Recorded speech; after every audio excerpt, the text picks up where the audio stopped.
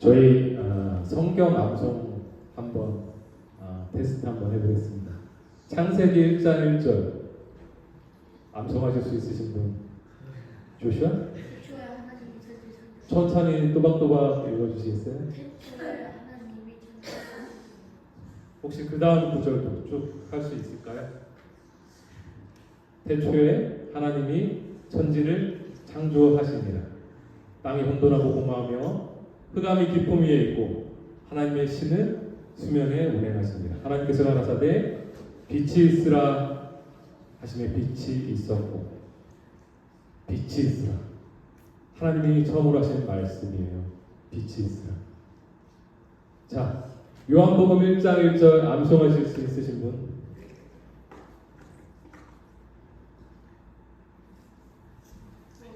요한복음 1장 1절.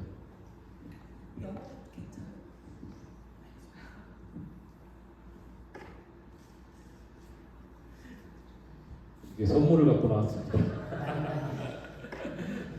요한복음 1장 1절. 틀려도 괜찮습니다.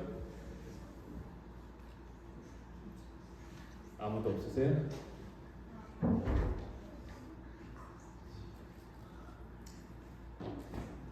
이 말씀이 태초에 계신 이 말씀이 하나님과 함께 계셨고, 그가 곧 하나님이셨죠. 네. 모든 만물이 그로 말미암아 지은 바 되었고, 그로 말미암지 않고는 지으신 것이 하나도 없었습니다. 그리고 그가 그 빛이 곧 생명이었고 우리에게 비쳤으나 사람들이 이를 깨닫지 못했습니다.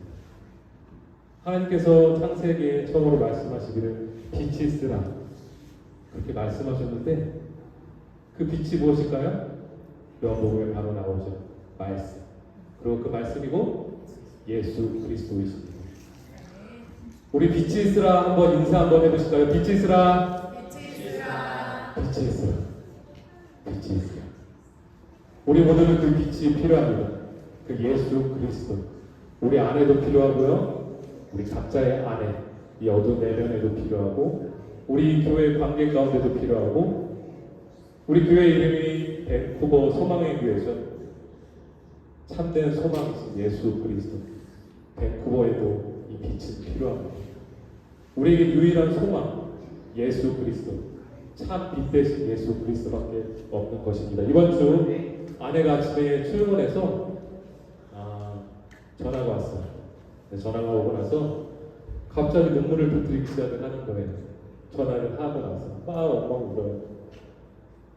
그래서 좀 가라앉은 다음에, 감정이 가라앉은 다음에 물어보니까 오랫동안 몇 년 동안 봐왔던 마약 중독자 환자가 갑자기 세상을 떠났다는 이야기를 전했습니다. 그러면서 아내가 울면서 이 환자를 만날 때마다 내가 꼭 끌어안고 예수님을 전했었는데 과연 내가 제대로 전했을까? 그가 정말 회개를 했을까? 그런 이야기를 나눴어요. 이거는 비단 마약 중독자의 얘기만이 아닙니다.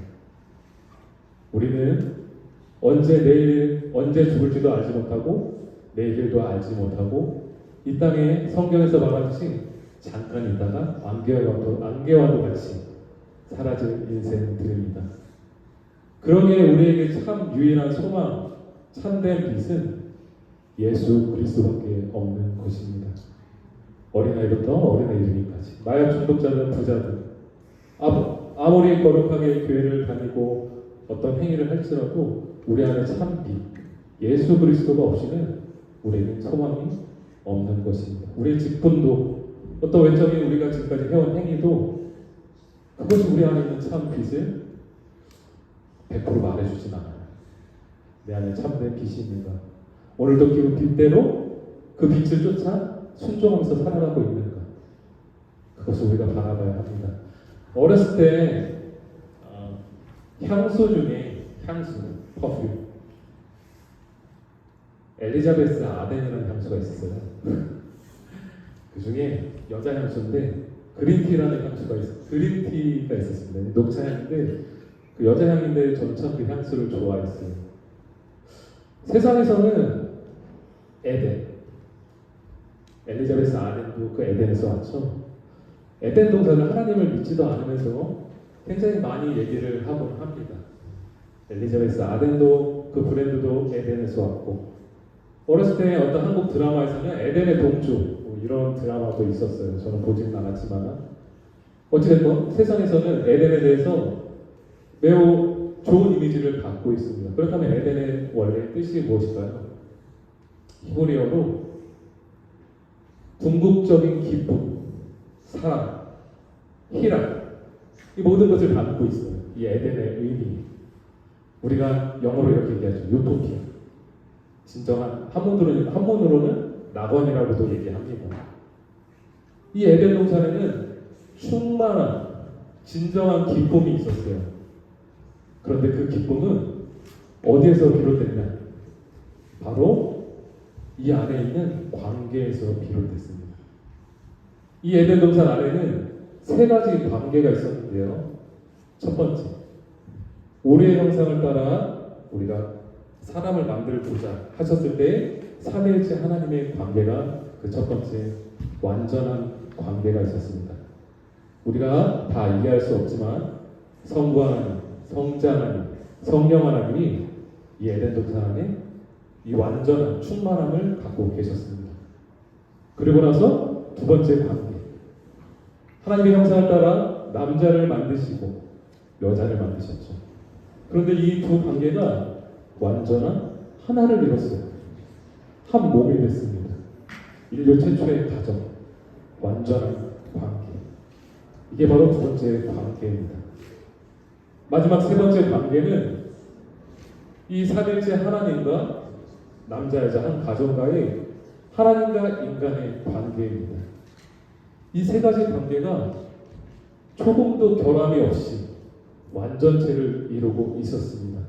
그 관계 안에서 이 참된 기쁨과 사랑과 희락과 이 모든 것이 넘쳐 흐르고 있었어요. 저는 아주 가끔 이런 생각을 해봅니다. 에덴 동산은 어땠을까? 우리가 죽고 나서 그 천국 가도 갔겠죠. 하나님의 형상을 따라 지음받은 아담이 저녁이 돼서 거닐고 있습니다. 그리고 아버지 하나님께서 오시죠. 아들아, 오늘 뭐 했니? 아빠, 저 정말 아빠가 저한테 명령한 대로 이렇게 관찰하면서 이름을 줬었어요. 뭐라고 이름 줬니? 몸이 길어서 기린이라고 했어요. 아들아, 어쩜 너는 누굴 닮아서 이렇게 똑똑하니? 어쩜 이렇게 잘했니? 누굴 닮았냐? 아버지를 닮았죠? 이 완전한 관계, 하나님과 거닐며 대화를 하고 어떠한 fear, 어떠한 두려움도 없고 이 완전한 관계 가운데 있었습니다.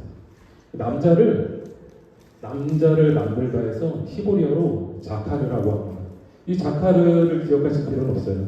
이 자카르의 뜻은 기억하는 자라는 뜻을 담고 있습니다.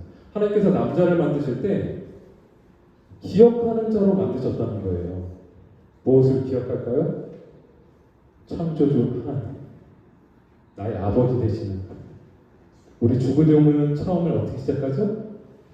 하늘에 계신 우리 아버지, 우리 하늘 아버지를 기억합니다. 그리고 하나님께서 내게 맡겨주신 소명을 기억합니다. 생육하고 번성하고 하나님께서 만드신 온 피조 세계를 다스리고 내게 맡겨주신 대로 우리가 남자라고 하면 남성성의 여러 가지 장점들이 있죠. 듬직함, 용기, 우직함, 뭐 여러 가지가 있겠죠. 인간이 죄로 인해서 타락하기 전에는 이것이 조금 더 왜곡되지 않고 온전한 형태를 갖고 있었습니다. 이 남자는 기억하는 자로서 하나님의 명령을 기억하고 그대로 수행을 하고 있었죠. 그리고 여자는 에제르라고 우리가 원래 단어를 말을 합니다. 그 에제르를 살펴보면요, 참 신기하게도 구약성서에 여성 돕는 배필을 만들었을 때뿐만이 아니라 그 이외에도 여러 번 등장을 하는데요. 이게 참 놀랍게도 여성을 만들었을 때 남자의 위계질서 아래서 종속적인 구조를 갖는 그런 여성이 아니라 하나님께서 이스라엘 백성을 전쟁 가운데 구출해내실 때 바로 이 단어가 사용됩니다. 군사 용어예요. 그리고 지금도 우리가 영어 가운데 여기서 파생된 단어를 사용합니다. 저희 아내가 다시 한번 아내 얘기를 하면서 죄송합니다. 결혼하고 나서 저는 이렇게 세수를 하고 나면은 뭐 스킨을 바르고 뭐 로션을 하고 이런 것들을 하죠. 저는 이렇게 늘 그렇게 해왔어요. 근데 아내가 로션 하나면 된다는 거예요. 로션 하나면 로션 하나로 그냥 다 씻고 나서 얼굴부터 몸까지 바디 로션 그냥 로션 하나면 다 된다는 거예요. 저는 의심을 했지만 거기에 반박을 할 수가 없어서 지금도 어떤 가끔 이제 주변 분들이 어떤 화장품을 선물해 주시고 할 때는 우리 집에 이제 여러 가지가 있지만 온 가족이 하나로 구분 없이 몸도 하고 얼굴도 하고 합니다. 제가 왜 갑자기 화장품 얘기를 하냐면요. 여자분들 에센셜 아시죠? 에센셜. 화장품 용어죠. 얼굴에 이렇게 칠하는 그 영어 단어이기도 합니다. 필수적인, 빠뜨릴 수 없는 그게 바로 에제르라는 겁니다. 하나님께서는 남자에게 어마어마한 사명을 맡기셨는데 홀로 두시지 않고 엄청난 무기를 주셨어요. 그게 바로 여자입니다. 여자가 남자 아래에 있는 존재가 아니라 마치 하나님께서 이스라엘 백성들을 구출해내실 때 도와주셨던 것처럼 여자가 없이는 아담이 아무것도 할 수가 없게 만드셨어요. 여자 여러분, 우리 자매 여러분, 여성은 이런 존재였습니다. 그러다 인간이 타락하고 나서 어떻게 되나요? 자, 오늘의 말씀으로 다시 한번 가보죠.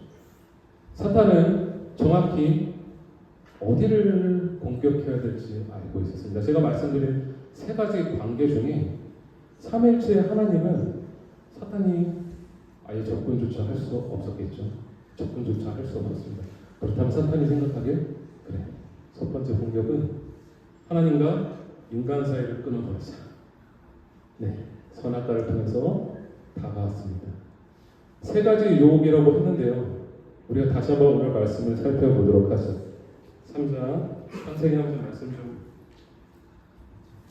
3장 6절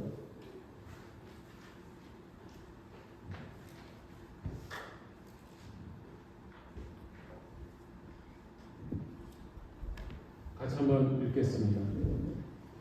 여자가 그 나무의 열매를 보니 먹지도 하고 구하기도 하였다.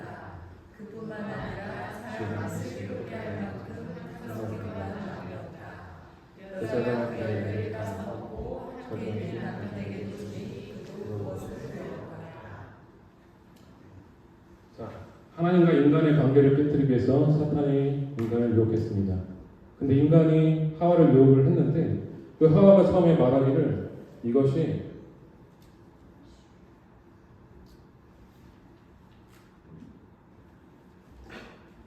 먹음직도 하고 보암직도 하고 지혜롭게 할 만큼 탐스럽기도 한지라 라고 말을 했습니다.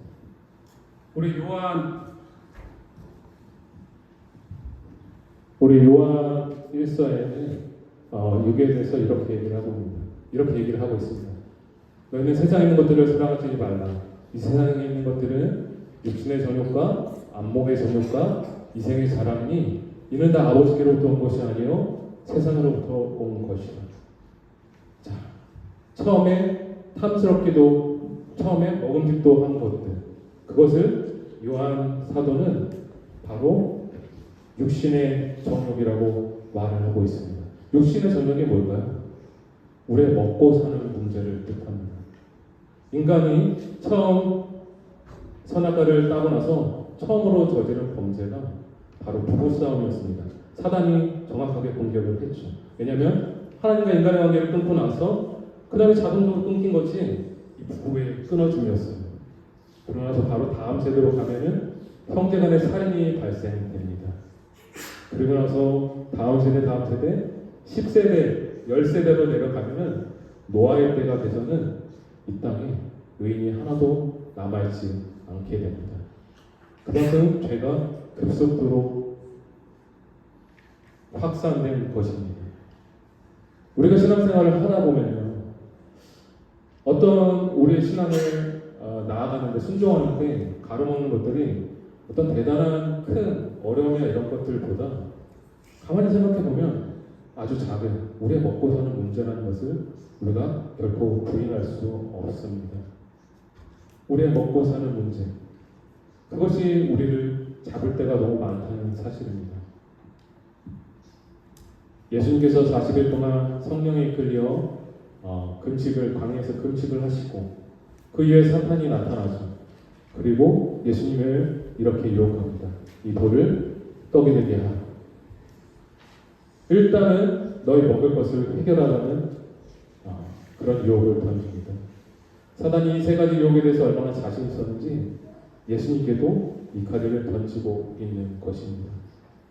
우리에게 이 먹고 사는 문제는 마치 중력과도 같아서 우리가 지구에 어디에 땅을 딛고 있든 우리가 밑에서 잡아당기는 힘이 있죠. 우리는 그걸 느끼지 못하고 살지만 이것들이 우리를 꽉 잡아서 우리를 더 이상 한 발자국 나아가지 못하게 만들고 있습니다. 사단은 이를 공격한 것입니다. 다시 한번 죄에 대해서, 우리 인류 최초의 죄에 대해서 생각을 해보면 하나님과의 관계가 끊어진 인간이 바로 그 관계를 떠나서 내가 바로 신이 되고자 할 때 이 안으로, 죄송합니다. 제가 갑자기 생각이 떠오르는 게 있는데 여러분 혹시 지구과학 좋아하셨습니까? 지구과학을 하다 보면요, 우주에 대해서 굉장히 신비로운 게 있어요. 그 중에 블랙홀이라는 게 있는데요. 블랙홀이라는 게 어떻게 형성이 되냐면요, 이 태양보다 더 큰 질량을 가진 항성이 생명을 다해서 갑자기 폭발을 합니다. 엄청난 에너지를 분출하고 폭발을 하게 돼요. 그러고 나서 이 생명이 다 됐기 때문에 전부 다 같이 수축을 하게 됩니다. 전과 같이 수축을 하게 되면서 모든 것들을 이 어마어마한 질량으로 끌어당기는 거예요. 이 아래로. 빛과 시간과 모든 것을 그대로 다 끌어당기는 거예요. 엄청난 에너지를 가졌던 게 한 번에 분출되고 나서 사라져버립니다. 근데 저는 블랙홀을 보면 우리의 원죄와도 같다는 생각을 하게 됩니다. 우리 안에 하나님으로 인해서 충만했던 우리의 에너지가 내 스스로 하나님이 되겠다, 내 마음대로 살겠다, 나는 하나님을 떠나겠다 라고 하면서 우리 안으로 깊이 수축해 들어가 버렸어요. 다르게 말로 표현하면 자기 중심성입니다. 이거는 이기심과는 조금 다른 거예요. 내가 좀 내 몸이 편하게 살겠다, 나는 남들보다 이런 이기심과 달리 모든 걸 내가 신이, 내 중심으로, 내가 이웃을 사랑하고, 내가 자기 자식을 사랑하고, 내가 교회를 섬기고, 내가 하나님을 심지어 하나님을 믿고 하는 것도 내 중심적인 시각으로, 이 중심성에서 벗어나지 못하는 게 우리 죄의 그 깊은 뿌리가 아닌가, 이런 생각을 참 많이 하게 됩니다. 이거를 우주 용어로 엔트로피라고 하는데요. 이 엔트로피는 질서에서 무질서로 가는다는 온 우주 법칙이에요. 우주는 질서에서 무질서로만 이동하고 있다는 거예요. 그 거꾸로는 갈 수 없다는 겁니다. 하나님을 떠난 인간은 계속해서 멸망으로 갈 수밖에 없어요. 거기서 나올 수 있는 길이 마치 블랙홀에서 그 무엇도 나올 수 없듯이 그 무엇도 거기에서 나올 수가 없습니다. 오직 예수 그리스도만이 우리는 이 죄에서 자유케 하실 수 있는 것입니다.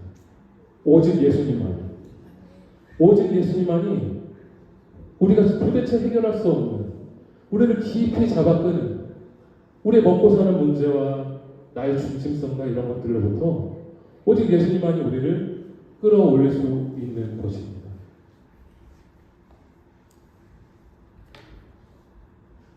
한때 영화 소설에 히어로물이 유행을 한 적이 있었어요. 어벤져스라든지 여러 가지 미국 TV 드라마 쇼라든지 그런 것들을 보면서 이 세대는 참 능력자를 다 보길 원하는구나. 참된 히어로, 능력자, 파워, 슈퍼맨이라든지 여러 가지 그런 것들을 사람들은 마음속에 뭔가 갈망하고 있구나. 그런 것들을 보면서 그런 생각을 하게 됐습니다.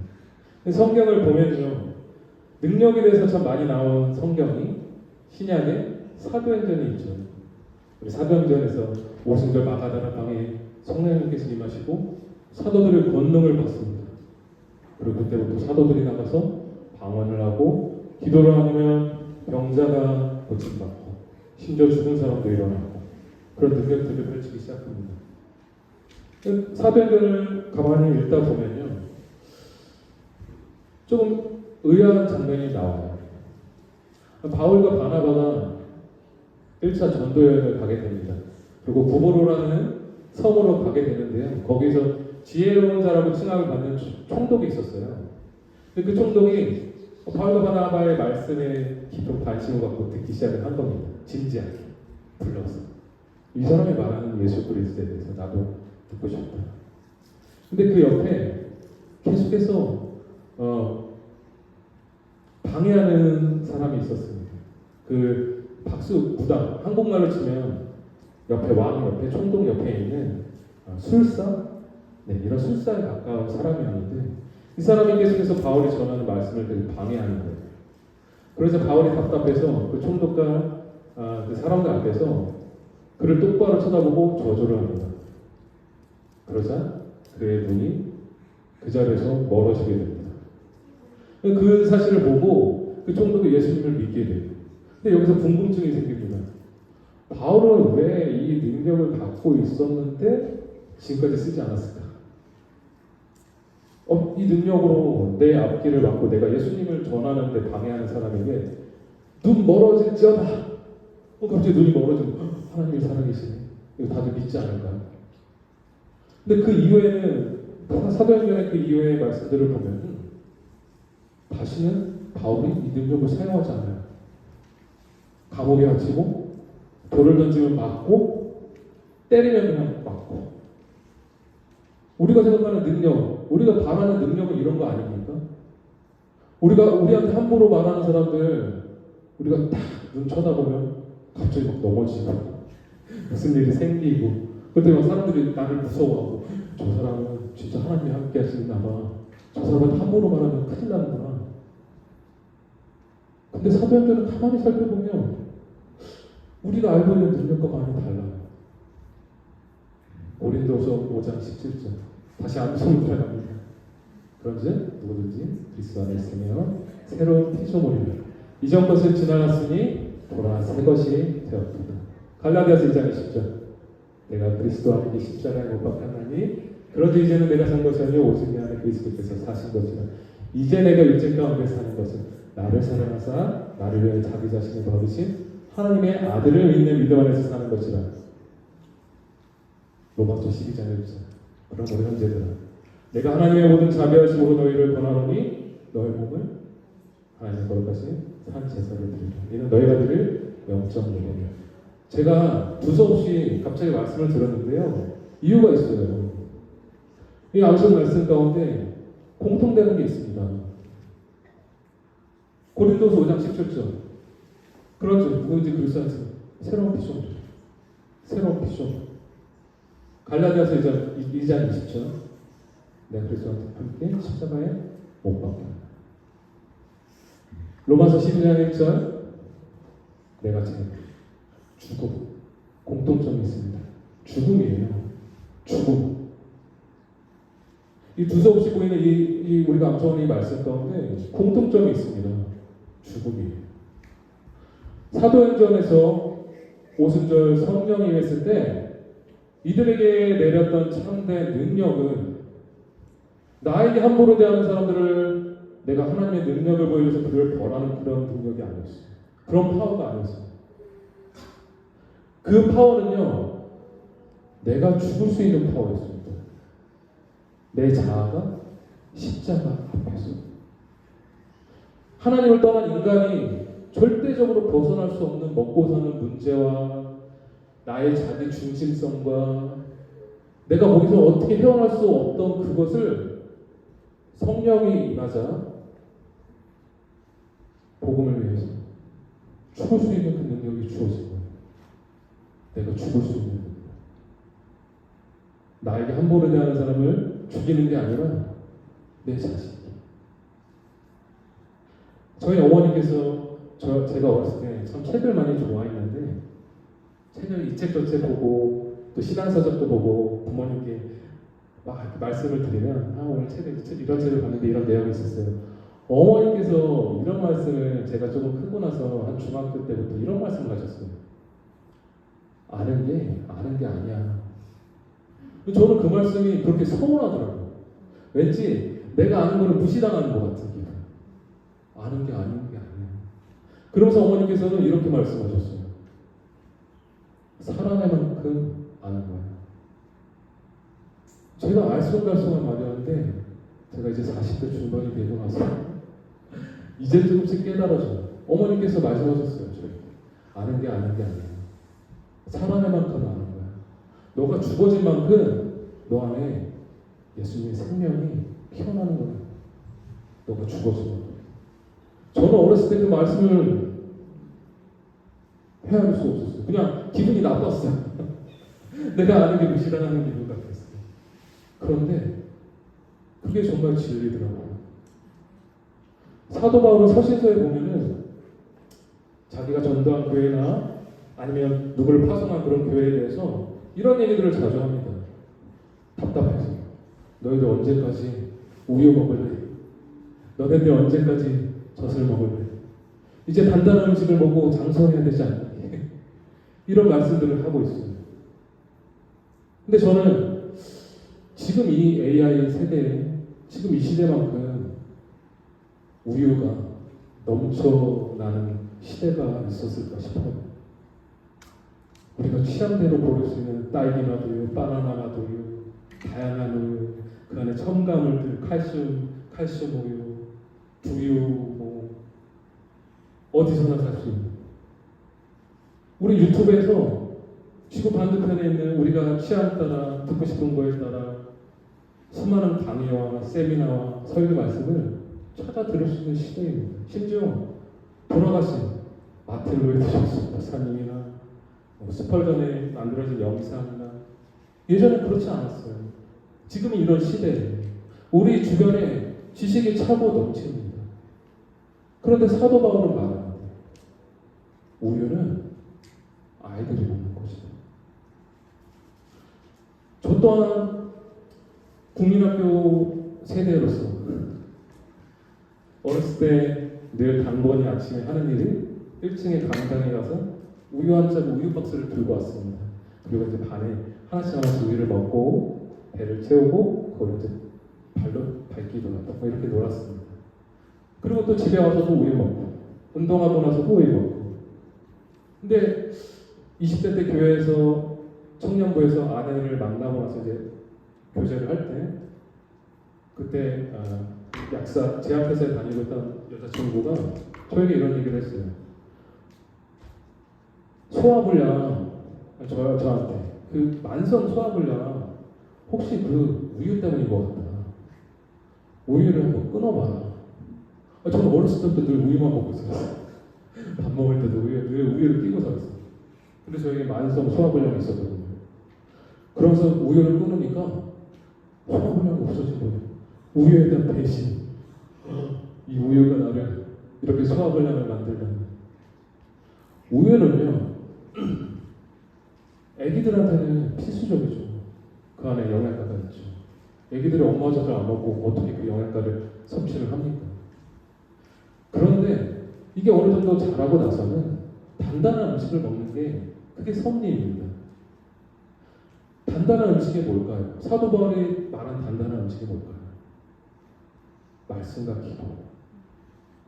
우리가 설교를 듣고 어떤 간증을 듣는 건요, 도움이 될 수는 있지만 그 사람이 은밀한 골방에서 주님을 만나고 긴 시간을 지나고 나서 쌓은 것들을 씻기 좋게 다 소화해서 알려주는 것이죠. 우리가 그것을 들었으면 우리가 내 삶으로 끌고 와서 살아내려는 몸부림이 있어야 됩니다. 그게 바로 말씀과 기도입니다. 우리가 주일날 설교를 와서 이렇게 듣죠. 왜 듣습니까? 주님의 말씀을 듣고 하나님께서 우리에게 보내신 우리 삶의 장소에서 소화해내면서 매일매일 내가 죽으면서 예수님의 생명으로 살아가기 위함입니다. 우리가 매일 죽는 것, 말씀과 기도 가운데 그것이야말로 우리가 우리를 끊고 단단한 음식을 먹는 것이죠. 부흥의 현장들을 보면 평양 대봉도 있었고요. 그리고 뭐 우리가 역사책에도 나오는 종교개혁, 루터의 종교개혁도 있었고요. 사회에 엄청난 변화가 일어났다는 기록들이 있습니다. 왜 그랬을까요? 부흥이 일어났습니다. 많은 사람이 은혜를 받았습니다. 왜 사회에서 변화가 일어났을까요? 그것은 바로 내 자신이 죽고 나니까 비로소 내가 보냄받은 자라는 자각이 생기기 시작을 한 겁니다. 우리는 스스로 에덴 동산에서 하나님을 떠났어요. 하나님과 인간의 관계가 끊어졌죠. 그리고 남녀의 관계도 끊어졌습니다. 이 완전한 하나님의 관계에서 이 하나님께서 만드신 온전한 가정이 깨어졌습니다. 이제 유일하게 남은 완전한 관계가 뭐가 있죠? 삼위일체 하나님, 성부, 성자, 성령의 하나님의 완전한 관계가 있어서 남아있죠. 사단이 어떻게 손댈 수 없는. 그런데 우리의 인간이 하나님을 떠나서 하나님께서 우리 인간을 구하기 위해서 완벽한 이 원형의 관계를 열어버리셨어요. 줄로 만드셔서 우리에게 마치 동아줄을 던지듯이 찾아오셨습니다. 예수님께서 이렇게 얘기하십니다. 내 아버지가 나를 보내서 온 것이다. 완전한 관계에서 스스로 이 삼일체 관계가 열리면서 성부 하나님께서 예수님을 이 죄 많은 이 땅 가운데 우리를 구하기 위해서 보내셨어요.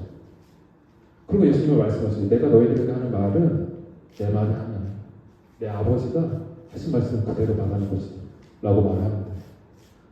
그러고 나서 예수님께서 십자가에 돌아가시고 부활하시고 나서 제자들이 이제 예수님 부활하시니까 우리 앞에 다시 계시고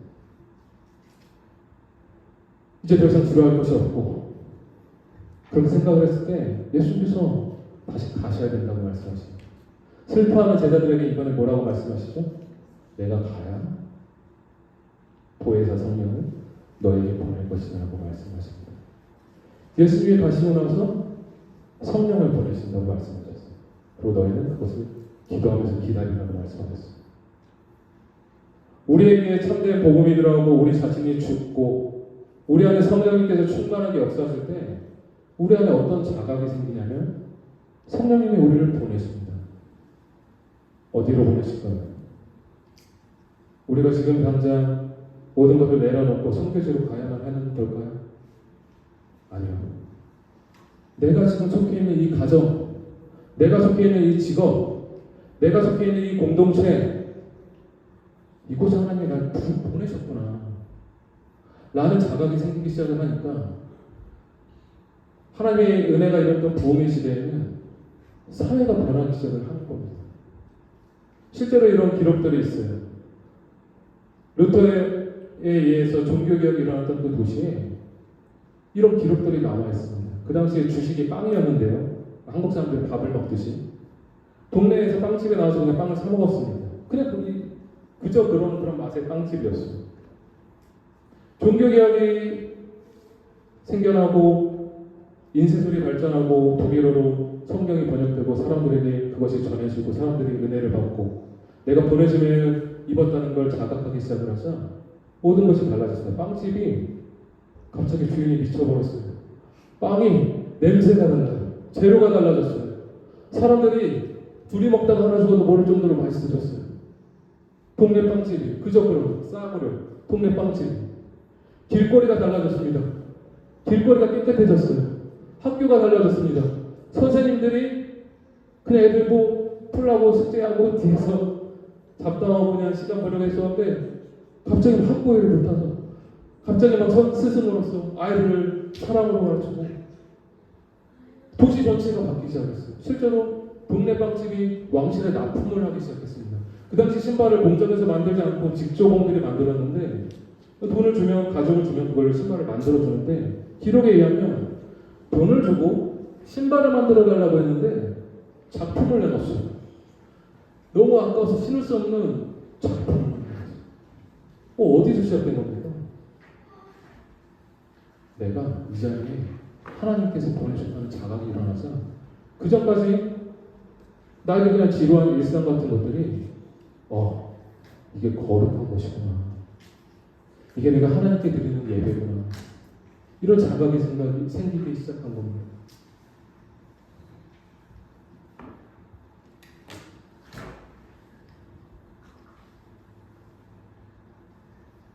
말씀과 기도. 그런 생각을 많이 합니다. 우리가 어린아이들, 저희도 새 아이들을 키우고 있는데 아이들에게 너네들 이 야채가 좋으니까 먹어라. 지금도 고개를 흔들고 있는데 싫다고 하죠. 그러면 저희가 부모로서 기분 좋을 때, 마음이 내킬 때 먹어 라고 하면 옳은 걸까요? 저희가 교회에서 지금 다음 세대를 말씀과 기도를 양육하고 있습니다. 그리고 그들에게 매일매일 눈을 떠서 기도하고 말씀 보고 암송하는 훈련을 시키고 있습니다. 그것이 우리 마음이 내킬 때만 한다면 어떨까요? 사도 바울은 우리를 크리스찬을 갖고 운동선수에 비유하고 있습니다. 그리고 군인에 비유를 하고 있죠. 우리가 주님을 만난다는 건요, 우리가 마음이 내킬 때, 내가 하고 싶을 때, 무슨 일이 생겼을 때 하는 게 아닙니다. 우리의 몸부림, 우리의 매일매일 훈련, 우리가 눈을 떠서 주님 앞에 무릎 꿇고 주님, 오늘도 내가 죽어야 합니다. 내가 죽지 않으면 우리 가정에, 나의 직장에 어디에 소망이 없습니다. 내가 죽어야 내 안에 예수님의 생명이 드러나기 때문입니다. 주님, 말씀으로 나를 깨워주시고 이 자꾸 세상적으로 향하는 나의 관심을 없애주시고 예수님, 오늘도 이 순간도 나의 주인이 되어주십시오. 이런 고백이 있어야 하는 것입니다. 주님께서는 말씀과 기도 가운데 그 은혜의 통로로 우리에게 다가오세요. 그리고 우리를 성령으로 충만케 해주시고 우리의 이 끈질긴 죄의 유혹, 자기 중심성, 이 모든 것으로부터 끊어질 수 있게 하십니다. 이제 말씀을 마무리 짓겠습니다. 유다서 말씀을 잠시 읽어드리려고 하는데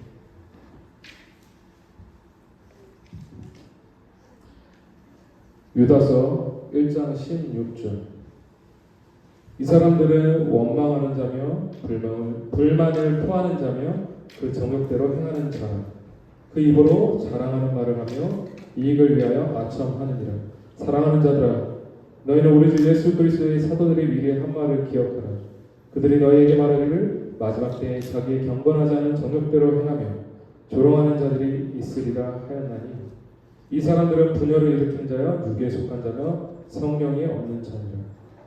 사랑하는 자들아, 너희는 너희의 지극한 거룩한 믿음 위에 자신을 세우며 성령으로 기도하며 하나님의 사랑 안에서 자신을 지키며 영생에 이르도록 우리 주 예수 그리스도의 긍휼을 기다리라. 아멘. 우리가 말씀과 기도 가운데 매일매일 설 때 우리 자신이 매일매일 십자가 앞에 우리가 죽고 우리 안에 예수 그리스도의 생명만이 드러날 것을 믿습니다. 그런 매일매일 죽음과 우리의 그 좁은 길을 걸어간다. 우리의 삶 가운데 예수님의 드러남이 우리 각자 모든 이곳에 모인 모든 성도들의 각 가정과 각 개인들에게 임하기를 선포합니다. 우리의 마지막 다 같이 기도하시겠습니다.